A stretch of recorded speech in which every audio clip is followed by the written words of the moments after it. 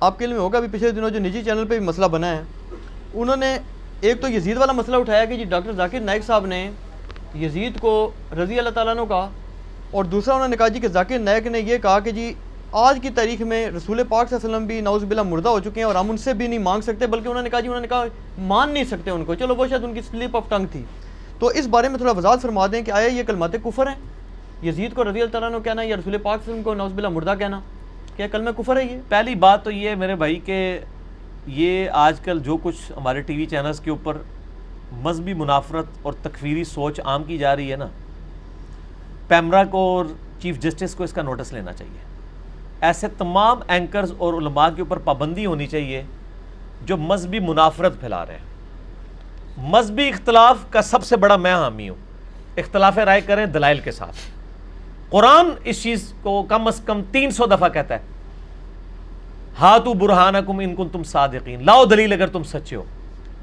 قرآن اپنے مخاطب سے کہتا ہے کہ لاؤ دلیل کوئی ہے. قرآن تو بعد ہی دلیل کہتا ہے کہ اختلاف کرو دلیل کے ساتھ. اور قرآن میں بھی آیا نا، ادعو الی سبیل ربک بالحکمہ والموعظۃ الحسنہ وجادلہم باللتی ہی احسن. مجادلہ بھی کرو احسن طریقے سے، اختلاف رائے کرو. مجادلہ کہتے ہیں علمی جھگڑے کو. علمی جھگڑے کی دعوت قرآن نے خود دی ہوئی ہے.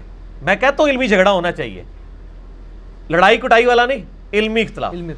ٹھیک ہے، اس میں یہ نہیں کہ بار بار تھوڑی دیر بعد ایسے کر کے کھڑا ہو جائے، یہ کام نہیں ہونا چاہیے. علمی دلائل رکھیں، اختلاف رائے رکھیں.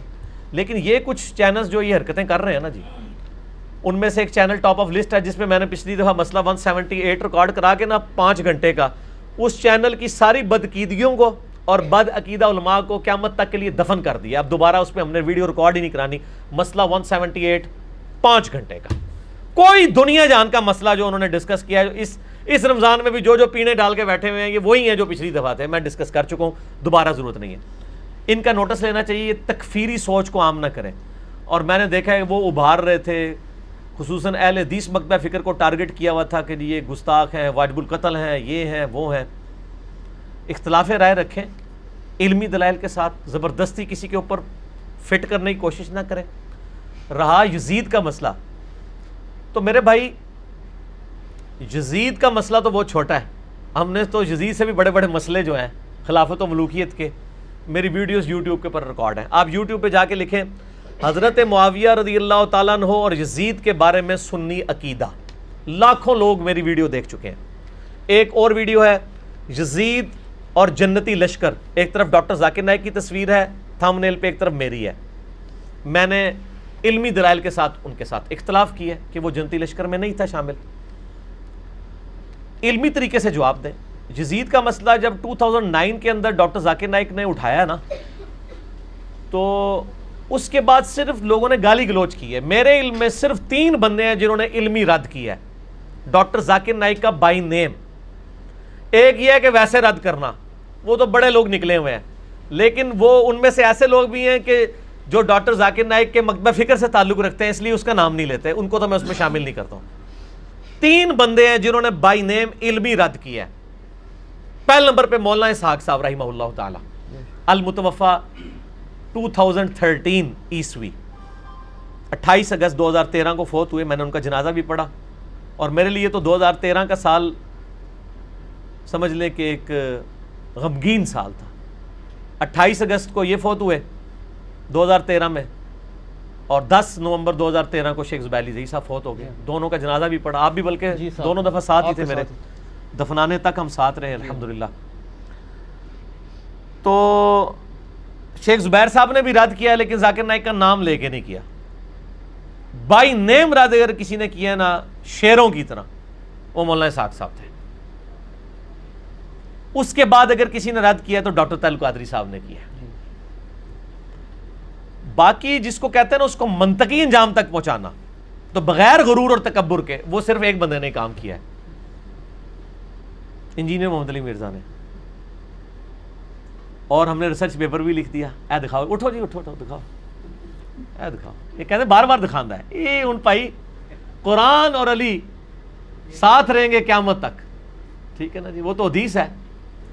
واقعہ کربلا کا حقیقی پس منظر 72 صحیح الاسناد احادیث کی روشنی میں جنگ جمل، صفین، نہروان. واقعہ کربلا کا پس منظر 200 احادیث اہل سنت کی کتابوں سے، عربی میں بھی، اردو میں بھی، انگلش میں بھی، ہندی میں بھی.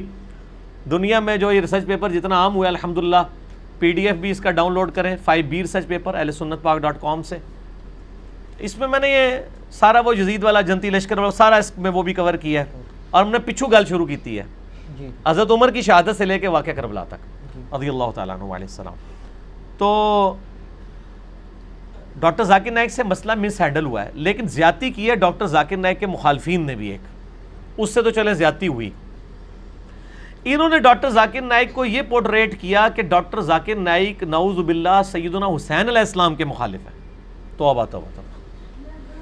بھائی ڈاکٹر ذاکر نائک نے اسی ویڈیو میں کہا تھا جس ویڈیو کو یہ اٹھاتے ہیں، جس میں وہ امام ابن تیمیہ سے ڈسیو ہو کے انہوں نے جنتی لشکر والی بشارت فٹ کر. حالانکہ ابن تیمیہ بھی کوئی یزید کا سگا کوئی نہیں تھا. ابن تیمیہ بھی کہتے تھے میں اس سے دنیا کے بادشاہوں کی طرح ایک بادشاہ مانتا ہوں، خلیفہ راشد نہیں مانتا منہاج السنہ میں.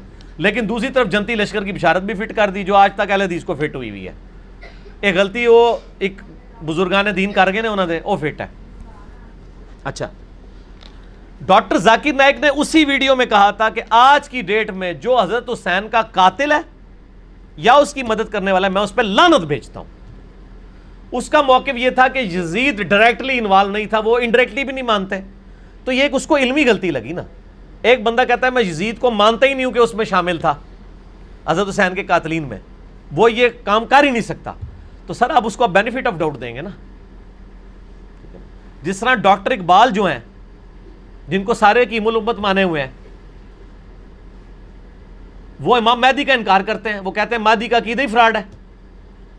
تو میں نے تو آج تک کسی بریلوی دیوبندی اہل حدیث شیعہ کو نہیں سنا کہ ڈاکٹر اقبال تو منکرین حدیث تھا، وہ تو مہدی کو نہیں مانتا تھا. چلے اس ویڈیو کے بعد بھی کوئی جرت کر کے بتائے کہ جی ان کی خدمات دیکھیں، وہ اصل میں ان حدیثوں کو صحیح نہیں سمجھتے تھے، بینیفٹ آف ڈاؤٹ دیں. ڈاکٹر اقبال امت کے اجماعی عقیدے کو جو امام مہدی کے بارے میں انکار کر دیں تو ان کو بنا بینیفٹ آف ڈاؤٹ ملے گا. تو ڈاکٹر ذاکر نائک والا مسئلے میں تو اور لوگ بھی کئی ان کے ساتھ کھڑے ہوئے ہیں. یزید والے مسئلے میں کیا یزید کے ساتھ محبت کا راگ صرف ڈاکٹر ذاکر نائک نے الاپا ہے؟ حالانکہ انہوں نے نہیں الاپا. صرف انہوں نے کہا ہے کہ وہ جنتی لشکر والا وہ جو معاملہ ہوا، وہ انہوں نے کہا میں حسین کے قاتلین پہ آج کی ڈیٹ پہ لعنت بھیجتا ہوں، میں حسین سے محبت کرتا ہوں، یہ سب کچھ کرتا ہوں.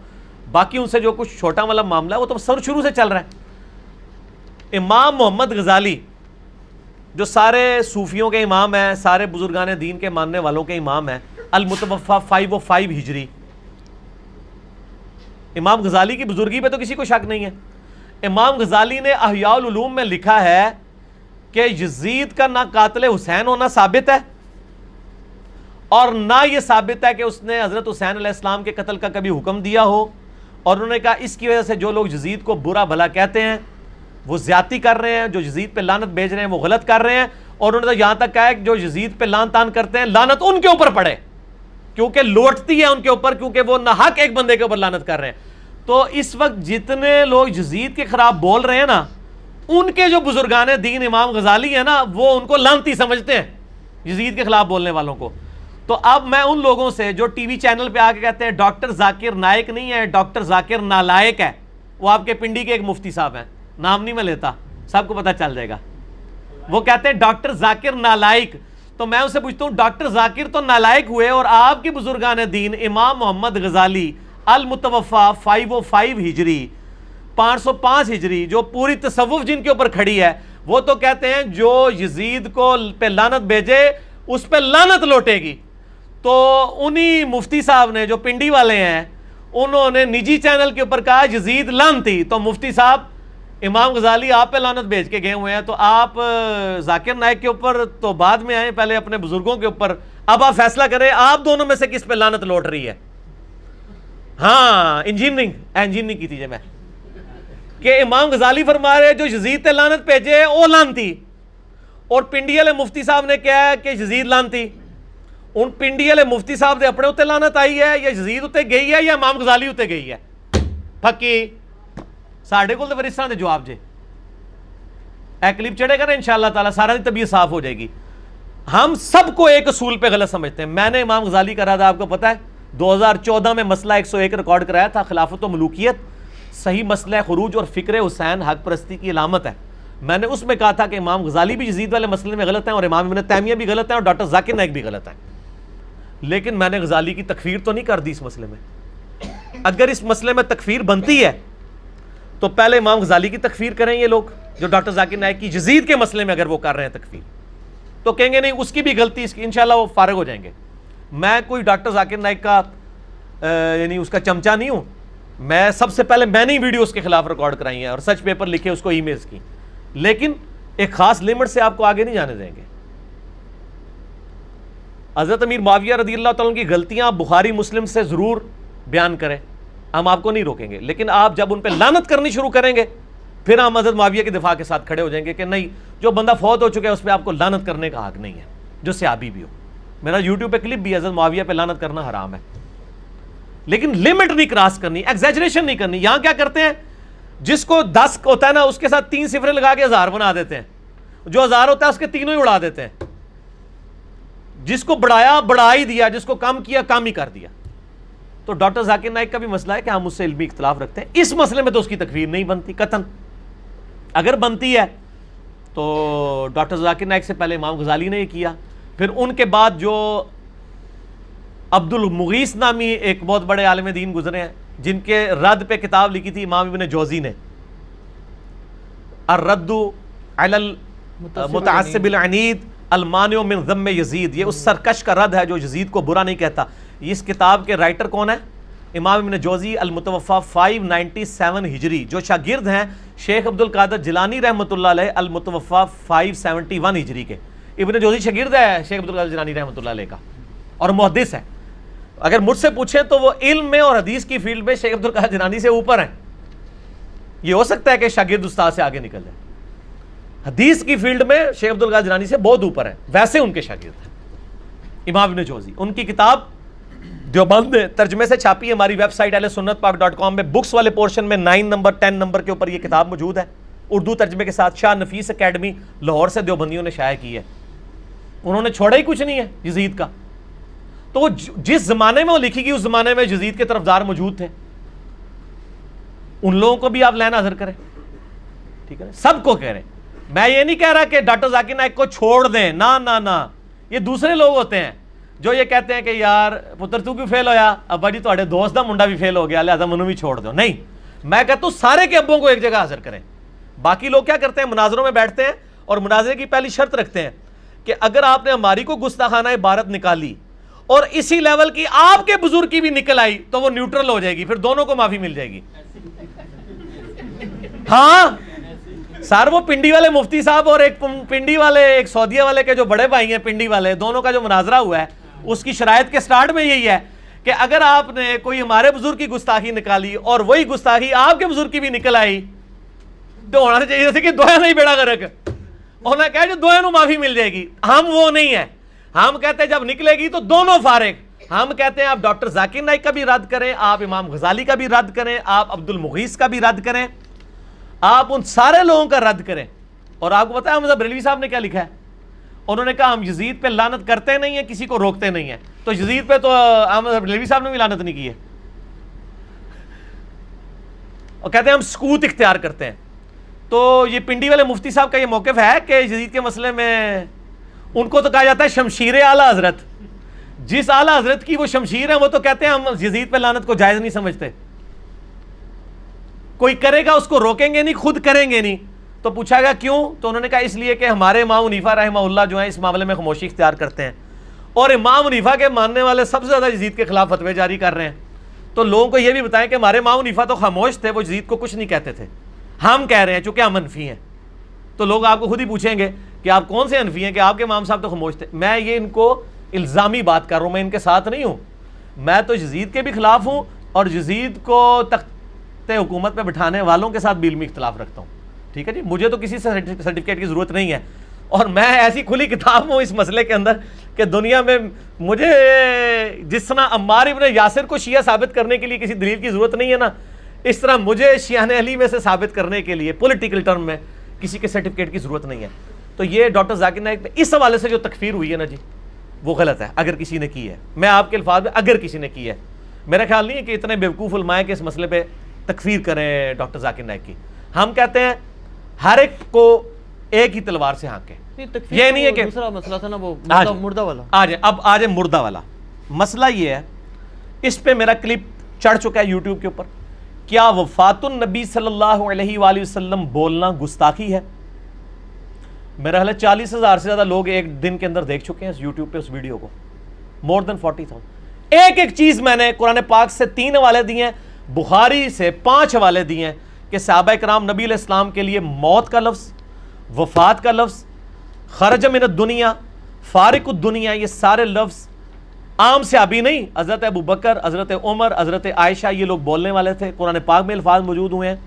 رہا یہ کہ یہ کہنا کہ نبی علیہ السلام مردہ ہیں, یہ الفاظ مناسب نہیں ہے.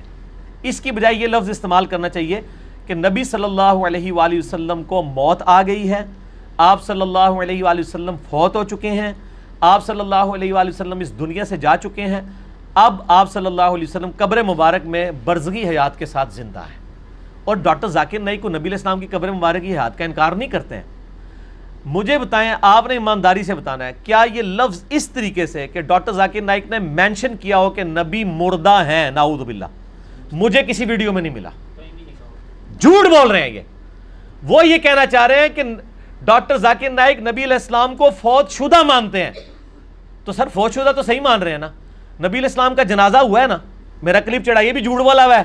میں نے 5 حدیث کی کتابوں سے ثابت کیا نبی علیہ السلام کا جنازہ ہوا. ٹھیک ہے جی, نبی علیہ السلام کو غسل دیا مولا علی علیہ السلام نے, آپ کو کفن دیا گیا, آپ کو دفنایا گیا, آپ کی قبر مبارک موجود ہے, تو وفات تو ہوئی ہے.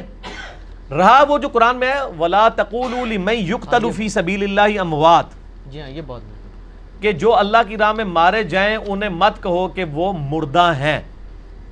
اموات کا لفظ ہے نا, مت کہو. دوسری جگہ قرآن خود کہہ رہا ہے کل نفس ذائقۃ الموت. اچھا, خود قرآن کہہ رہا ہے نبی علیہ السلام کے بارے میں وما محمد الا رسول قد خلت من قبلہ الرسل افئن مات. موت کا لفظ نبی علیہ السلام کے لیے خود استعمال کر رہا ہے اللہ تعالیٰ. او قتل, یا قتل ہو جائیں, شہید کا لفظ بھی نہیں. یا میرا کلپ دیکھ لیں, میں نے ان کے 14 طبق نہیں 28 طبق روشن کر دیے, بلکہ 1400 طبق روشن کر دیے. 1400 سال میں اگر کہیں تھے نا طبق ان کے. میری بات مکمل ہونے دیں, بیچ میں نہ ٹوکا کریں, کیونکہ میں خبریں نہیں پڑھ رہا ہوتا. اس وقت جو اللہ کی تائید مجھے حاصل ہے نا, جو کچھ میرے دل میں آ رہا ہے میں وہ بیان کر رہا ہوں. میں نے کوئی رٹا نہیں مارا ہوا, نہ یہ کوئی فیبریکیٹڈ انٹرویو ہوتا ہے میرا کوسچن آنسر سیشن. اس لیے بیچ میں نہیں ٹوکنا, جب تک میں خاموش نہ ہو جاؤں اس وقت آپ نہ بولیں بیچ میں. تو موت کا لفظ تو خود استعمال کیا. اب قرآن کس موت کی مخالفت کر رہا ہے؟ بیسیکلی کافر یہ کہتے تھے کہ یہ صحابہ جب شہید ہو رہے تھے نا, وہ کہہ رہے تھے دیکھو جوانی میں مر گئے, بچے چھوڑ گئے. اللہ نے فرمایا یار ان کو مردہ مت کہو, وہ اللہ کے لیے مرے, اللہ نے ان کو ایک اور زندگی دے دی ہے. یہ کافروں کو یہ بات بتائی گئی تھی کہ جو اللہ کی راہ میں مارے جائیں ان کو مردہ مت سمجھو, تم ان پہ افسوس کر رہے ہو, مر گئے, بچے چھوڑ گئے, بیویاں بیوہ ہو گئیں, خاندان اجڑ گیا. نا نا, اللہ نے ان کو بہت بڑی زندگی دے دی ہے. باقی اگر اس کا کوئی یہ مطلب لے کہ دنیاوی اعتبار سے وہ مردہ نہیں تھے, اگر وہ مردہ نہیں تھے تو ان کی بیویوں نے نکاح کیوں کیے ہیں بعد میں؟ ام سلمہ کا جب خاوند فوت ہوا ہے تو اس نے نبی علیہ السلام کے ساتھ شادی کیوں کر لی ہے؟ امہات المومنین میں سے ہے نا, خاوند کو مردہ ہی مانا ہوا ہے نا. زندہ بندے کی بیوی کسی دوسرے کے ساتھ شادی کرتی ہے؟ مانا ہوا ہے نا. نبی علیہ السلام کی بیویاں کو جو دوسروں سے شادی کی نہیں ہے, اس کی ریزن یہ نہیں ہے کہ نبی علیہ السلام کی مبارک زندگی ہے, نہیں. اس کی ریزن قرآن میں آئی ہے النبی اولا بالمؤمنین من انفسہم وازواجہ امہاتہم. نبی کی بیویاں امت کی مائیں ہیں, چونکہ ماں کے ساتھ نکاح نہیں ہو سکتا اس لیے وہ نکاح منع ہے. ورنہ کیا نبی علیہ السلام کی وفات کے اوپر ان کی بیویوں نے سوگ نہیں کیا؟ سر سوگ کیا نا. حتیٰ کہ مسلم شریف میں آتا ہے کہ امہات المومنین نے اپنے بال بھی چھوٹے کرا کے کندھے تک کروا دیے تھے کہ ہمارا تو خاوند مر گیا, ہم تو زینت ہی نہیں کر سکتے کسی کے لیے. امہات المومنین تو پوری زندگی سوگ میں رہی ہیں حضور کی وفات کے بعد. تو سوگ جو ہے وہ فوت شدہ کا ہوتا ہے یا زندہ بندے کا؟ نام ذکر کرتے تھے رونا شروع کر دیتی تھی. دنیا سے تو فوت ہوئے ہیں نا. بخاری مسلم سے میں نے ثابت کیا ہے کہ حضرت ابو بکر صدیق کا جو پہلا خطبہ ہے بخاری کے اندر کتاب المغازی چیپٹر میں, انہوں نے آ کے قرآن کی آیت پڑھی ہے انک میت و انہم میتون, بے شک اے نبی تمہیں بھی موت آنی ہے, تمہارے مخالفین کو بھی موت آنی ہے. پھر پڑھا وما محمد الا رسول, محمد تو نہیں مگر اللہ کے رسول. اگر یہ فوت ہو جائیں یا جنگ میں شہید کر دیے جائیں, شہید تو میں ترجمہ کر رہا ہوں, وہاں تھا موت آ جائے یا قتل کر دیے جائے, کیا دین چھوڑ دو گے؟ اور پھر آپ نے فرمایا الا لوگوں آگاہ ہو جو، من کان یعبد محمدا فإن محمد قد مات، جو کوئی محمد کی عبادت کرتا تھا جان لے کہ محمد صلی اللہ علیہ وسلم مات کا لفظ ہے. مات کا ترجمہ کیا ہوگا؟ وصال شریف یا موت شریف؟ مات عربی کا لفظ ہے، وفات کا لفظ بھی نہیں. آپ صلی اللہ علیہ وسلم کو موت آ گئی ہے. کسی سے ابھی نے نہیں کہا جی آپ نے نبی علیہ السلام کو مردہ کہہ دیا آپ گستاخ رسول ہو گئے ہیں، یا آپ نے کہہ دیا آپ صلی اللہ علیہ وسلم کو موت آ گئی آپ گستاخ رسول ہو گئے. اور کہا من کان یعبد محمدا فإن محمد قد مات ومن کان یعبد اللہ، اور جو کوئی اللہ کی عبادت کرتا ہے فإن اللہ حی لا یموت، تو جان لو بے شک اللہ تعالیٰ کو ابھی موت نہیں آئے گی، وہ ہمیشہ زندہ رہے گا. مجھے پتہ ہے صحابہ میں کتنے لوگ نبی علیہ السلام کی عبادت کرتے تھے؟ کوئی بھی. تو حضرت ابوبکر صدیق نے یہ فرضی قصہ کہانی کیوں بنایا ہے؟ ہم ان کو مثال دے دے، کہتے ہیں جی یہ ساڑھے تو والی آیتاں لگاندے نے، وہ جڑی آیت ہے ہی کوئی نہیں سی، وہ پہلے حضرت ابوبکر صدیق نے خود بنائی. یہ آیت تھی کہ جو محمد کی عبادت کرتا تھا وہ جان لے کے اور محمد کی عبادت تو کوئی کرتا ہی نہیں تھا صلی اللہ علیہ وآلہ وسلم، نہ آج کوئی کرتا ہے. اتنا بڑا فیبریکیٹڈ جملہ بنایا حضرت ابوبکر صدیق نے اصل میں ان کے دماغ کھولنے کے لیے، کیونکہ حضرت ابوبکر صدیق کو وہ بخاری والی حدیث پتہ تھی کہ دیکھنا میرے امتیوں میری شان کو اس طرح بلند نہ کرنا جس طرح عیسیٰ ابن مریم کے ماننے والوں نے کیا. میں اللہ کا بندہ اور اس کا رسول ہوں، مجھے اللہ کا بندہ اور اس کا رسول کہنا. اصل میں اس انسانیت نے ایک بہت بڑا رسک فیکٹر انوالو ہو چکا ہے. اس انسانیت میں سب سے بڑا شرک نبی کے نام پہ ہی کھڑا ہوا ہے. عیسائیت کس کے نام پہ کھڑی ہوئی ہے؟ کسی بت کے نام پہ. میں کہتا ہوں حضرت عیسیٰ کو تو 2.25 ارب لوگ عبادت میں کلیم کر رہے ہیں نا، 1.5 ارب مسلمانوں نے بھی یہی کام کرنا تھا اگر نبی علیہ السلام اتنی سخت تعلیمات نہ ارشاد فرما کے جاتے. اور حضرت ابوبکر صدیق نے صحیح وفات کے بعد آپ کی اس بات کو مزید انڈورس کر دیا کہ جان لو اگر کوئی محمد کی عبادت بھی کرتا تھا نا تو جان لو کہ محمد کی عبادت نہیں، ہم اللہ کے ماننے والے ہیں، محمد تو ہمارے لیڈر ہیں، ہم جو عبادت ہے وہ اللہ کی کر رہے ہیں. سارے ان کو پتہ ہی نہیں ہے، یہ اللہ کے نام کے اوپر تو بھڑکتے نہیں ہیں، اللہ کے نام کا تو مذاق اڑاتے ہیں اور باقی ناموں کے اوپر بھڑکنا شروع کر دیتے ہیں. تو یہ کہنا کوئی گستاخی نہیں ہے. رہا یہ کہ نبی علیہ السلام کو ماننا، وہ میں نے کلپ دیکھا ہے شاہ جی، انڈیا کے لوگ گاف بول ہی نہیں سکتے. مانگنا اس نے بولنا تھا تو ماننا نکل گیا. دوسرا ماننا لفظ کو تو انہوں نے پکڑ لیا، وہ پورا جملہ کیا تھا؟ جملہ بتا رہا ہے کہ مانگنا بولا یا ماننا بولا ہے، جملہ خود بتا دے گا. وہ جملہ یوں ہے، انہوں نے کہا سادھو سنت لوگوں کو تو چھوڑ دو، آج کی ڈیٹ میں وہ بات ہو رہی تھی کیا قبروں سے جا کے مانگ سکتے ہیں؟ جو فوت شدگان ہیں ان کو مدد کے لیے پکار سکتے ہیں، سادھوؤں کو بزرگوں کو؟ تو اس کے جواب میں اس نے کہا کہ تم ان بزرگوں کو تو چھوڑو، آج کی ڈیٹ میں تو محمد صلی اللہ علیہ وآلہ وسلم کو مانگنا بھی حرام ہے. وہ کو بھی پریپوزیشن بھی غلط لگا دی، سے مانگنا کہنا چاہیے تھا، لیکن وہ جملہ بتا رہا ہے کہ پریپوزیشن اس قسم کی تو کئی یہ غلطیاں مطلب سلیپ آف ٹنگ کی وجہ سے ہو جائے. صحیح مسلم میں حدیث نہیں ہے، ہاں اس پہ ڈٹا رہنا غلط ہے. صحیح مسلم میں حدیث نہیں ہے کہ تیرے رب کو توبہ کرنے والے شخص پہ ویسا ہی پیار آتا ہے جیسا کہ کوئی شخص کسی ریگستان میں ہو اور اس کا سارا ساز و سامان اس کے اونٹ پہ لدا ہو، اچانک وہ اونٹ غائب ہو جائے، پھر وہ بیٹھ کے موت کا انتظار کرنا شروع کر دے کہ اب تو دور دور تک تو ریگستان ہے، مجھے پانی اور روٹی نہیں ملے گی. اس کی آنکھ لگ جائے، اچانک کھلے، پھر اونٹ سامنے ہو اور وہ اتنا خوش ہو کہ اے اللہ میں تیرا بندہ تو میرا رب، یہ وہ کہنا چاہے لیکن زبان لڑکھڑا جائے اور الٹ الفاظ نکل جائیں کہ اے اللہ تو میرا بندہ میں تیرا رب، یعنی اس کی خوشی کی انتہا نہ رہے، اس کی زبان لڑکھڑا جائے. اس شخص سے زیادہ اللہ کو خوشی ہوتی ہے جب کوئی شخص اللہ کی طرف توبہ کرتا ہے. سبحان اللہ. اللہ تعالیٰ تو حمد و مائل و کرم ہے.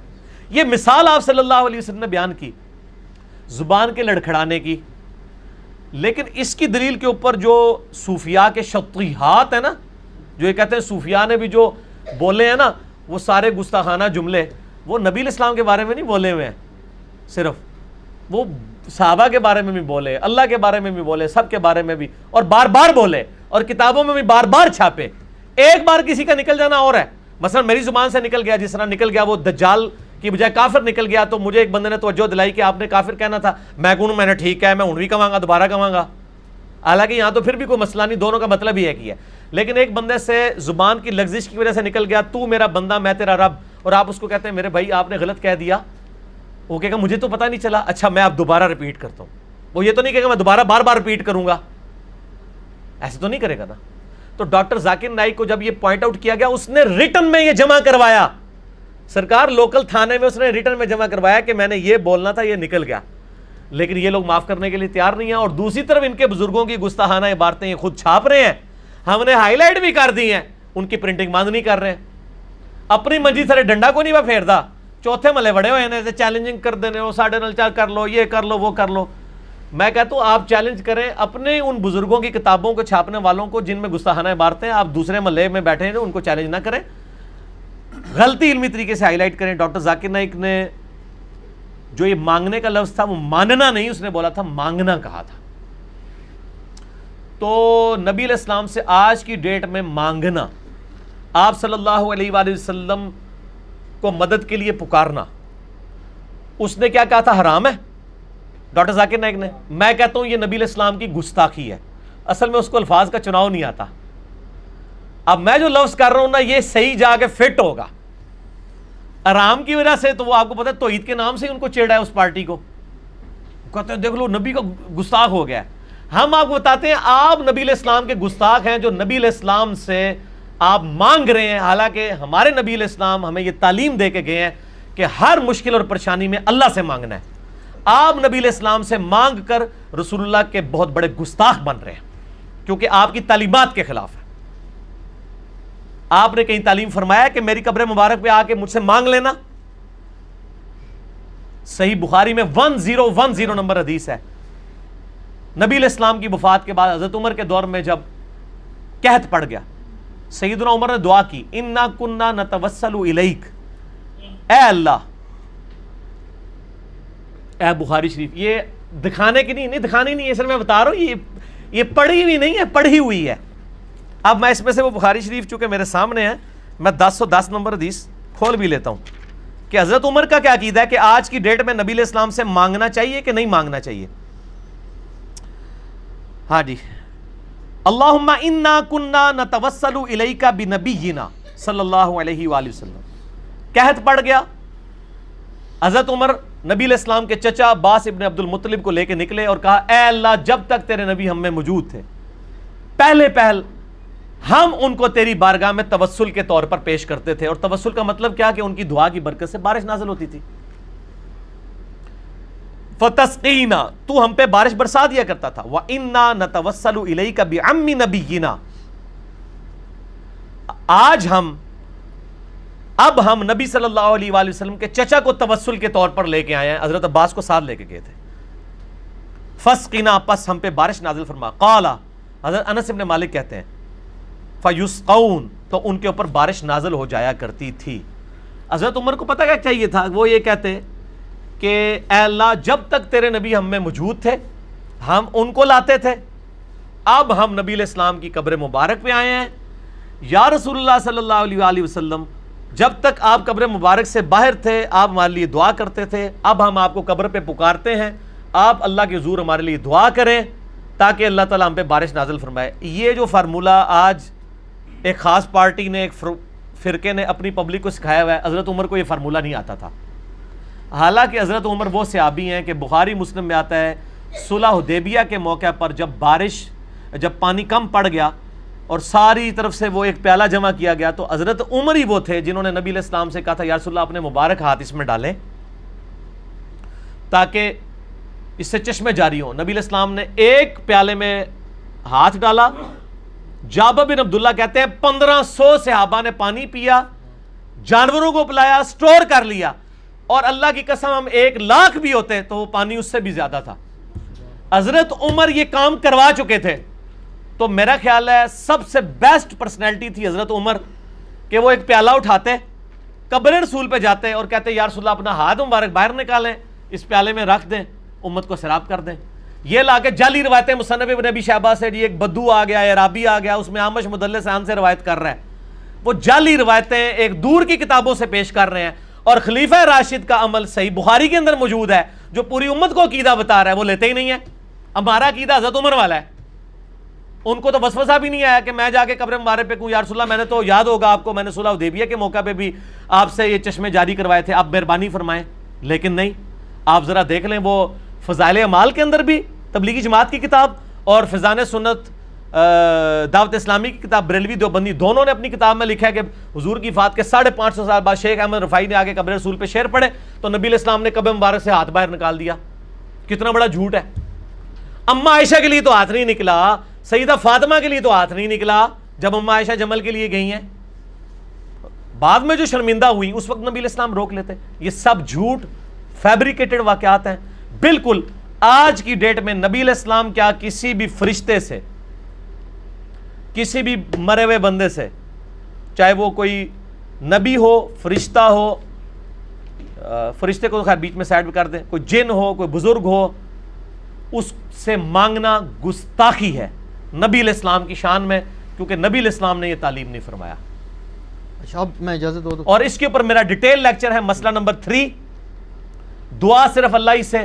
جتنے دھوکے انہوں نے دیے ہوئے اس پہ, ان کے جواب آپ نے مجھ سے نہیں لینے, کیونکہ وہ 1.5 گھنٹے میں نے دیے ہوئے ہیں. اور میرا ریسرچ پیپر ہے دعا صرف اللہ ہی سے, ahlsunnatpak.com سے ڈاؤن لوڈ کریں. اور اسی کی ایکسٹینشن ہے وسیلہ اور توسل کے صحیح احکام و مسائل. وسیلے کو ہم بھی مانتے ہیں, لیکن آپ والا وسیلہ نہیں, حضرت عمر والا وسیلہ جو انہوں نے بتایا وسیلے کا مطلب کیا ہے. آج اللہ کے نبی دنیا میں موجود ہوں, ہم کسی کے پاس اپنا مسئلہ نہیں لے جائیں گے, ڈائریکٹ نبی علیہ السلام کے پاس لے کے جائیں گے. لیکن نبی علیہ السلام کی وفات کے بعد سقیفہ بنی ساعدہ میں اختلاف ہوا, حضرت علی نے 6 مہینے تک بیعت نہیں کی ہے, حضرت ابوبکر نے اپنا مقدمہ قبر رسول پہ پیش نہیں کیا. 6 مہینے تک تو اختلاف رہا ہے نا. اختلاف کیوں رہا ہے؟ 1 منٹ میں حل ہو سکتا تھا, قبر رسول پہ جا کے فیصلہ کروا لیتے. ان کے دماغ میں بھی نہیں تھا کہ نبی علیہ السلام سے یہ کمیونیکیشن ہو سکتی ہے. حضرت فاطمہ فدق کا مسئلہ ہوا, یہ کہتے ہیں جو قبر رسول پہ جا کے کہتی, نبی علیہ السلام ایک آواز دیتے, کسی کی جرت نہیں تھی بات کر سکتا. ان کو پتا تھا کہ اب نبی کے ساتھ ہماری کمیونیکیشن قیامت تک نہیں ہو سکتی. بالکل جھوٹے عقیدے انہوں نے گھڑے ہیں.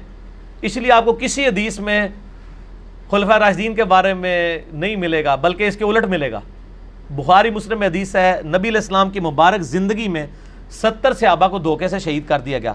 وہ جب شہید ہونے لگے انہوں نے کہا اے اللہ ہمارے نبی کو ہمارے حال کی خبر کر دینا کہ ہم نے تیرا دین نہیں چھوڑا.